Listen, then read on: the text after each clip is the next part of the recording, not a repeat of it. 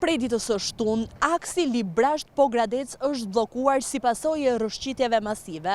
Trafiku është devijuar, mjetet qoftë nga Tirana në drejtim të juglindjes, ashtu edhe nga juglindja në drejtim të kryeqytetit, tashmë do të duhet të ndjekin rrugë alternative nga Gramshi për mjetet e zakonshme për autoveturat, ndërkohë për mjetet e tonazhit të rënd rekomandohet Maqedonia e Veriut. Por ajo çfarë ka bërë më dramatike situatën, mëngjesin e kësaj së hëne, është fakti se është shembur edhe bypassi i cili do të ndërtohej për t'i dhënë një zgjidhje alternative kësaj situate. Drejtori i Autoritetit Rrugor Shqiptar, Ami Kozeli, në një prononcim për televizionin Skan, thotë se terreni është i vështirë dhe rrëshqitja është aktive. Është vështirësuar komunikimi sepse janë zgjatur dhe oraret e udhëtimit, por nuk kemi një izolim por kufizim. Kjo është një situatë, një kufizim i domosdoshëm, gjithë cilën ne morëm mas paraprake në kohë, pa duke shmangur kolaps, që janë fenomene që kanë ndodhur dhe në vende tjera. Kontraktori ka pasur një mobilim të jashtëzakonshëm sepse ndërtimi i një bypassi, ashtu si një bypassi sekondar ose një unazë sekondare në 48 orë nuk është gjë e pakët, por pati një gatishmëri totale nga ana e tij.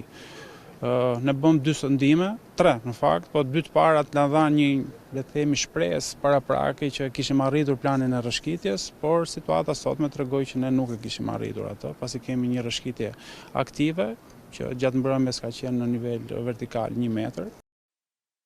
Kozeli sqaron se autoritetet kanë marrë masat, por ende nuk ka një afat kohor për zgjidhjen e situatës, ndërsa i bën thirrje drejtuesve të mjeteve të ndjekin rrugët alternative.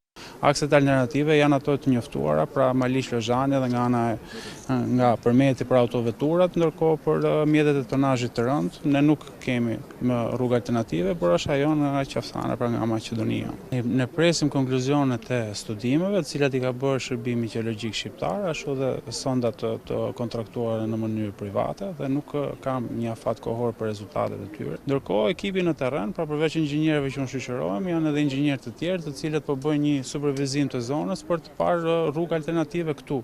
Kjo për autoveturat dhe emergjencat. Ndërkaq nga rrëshqitjet rrezikohej edhe shtylla numër 15 në linjën 110 kV Librazht-Hec-Egnatja, gjë që detyroi OST-n të stakojë linjat, duke lënë disa orë pa energji disa zona të Librazhdit.